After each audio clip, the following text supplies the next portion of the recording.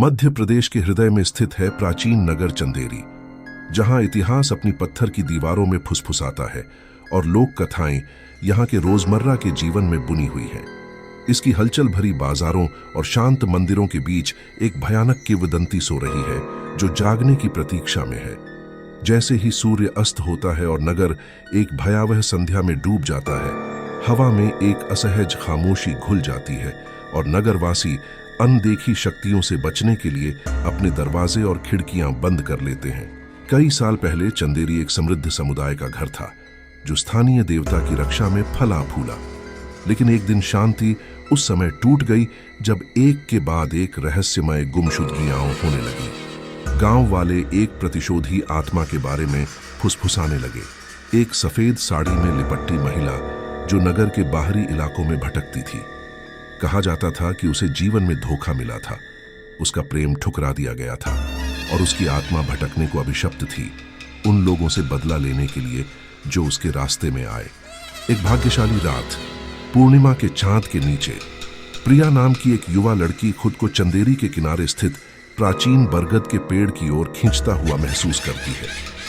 स्थानीय लोग इस पेड़ को श्रापित मानते थे, एक ऐसा द्वार जिससे आत्मा भौतिक संसार में प्रवेश कर सकती थी।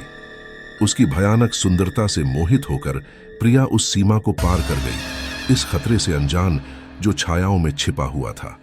पेड़ की टेढ़ी मेढ़ी जड़ें उसके चारों ओर लिपटी जान पड़ती थीं। जैसे ही हवा में भूतियां फुसफुसाहटें गूंजने लगीं।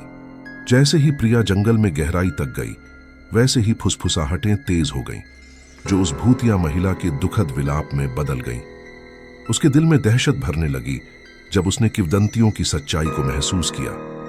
वह भागने के लिए मुड़ी, लेकिन एक ठंडी हाथ ने उसके कंधे को पकड़ लिया, उसे अपनी जगह पर जकड़ लिया।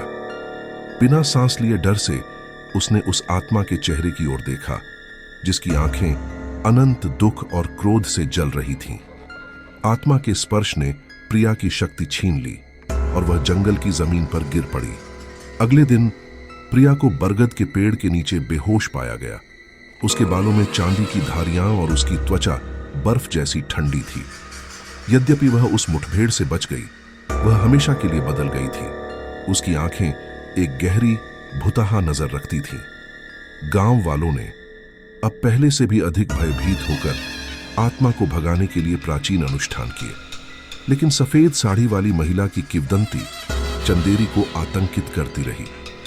हर पूर्णिमा की रात अतीत की फुसफुसाहटें नगर में गूंजती हैं और उस धोखा खाई आत्मा की भयानक उपस्थिति एक गंभीर याद दिलाती है कि कुछ किंवदंतियां बहुत वास्तविक होती हैं।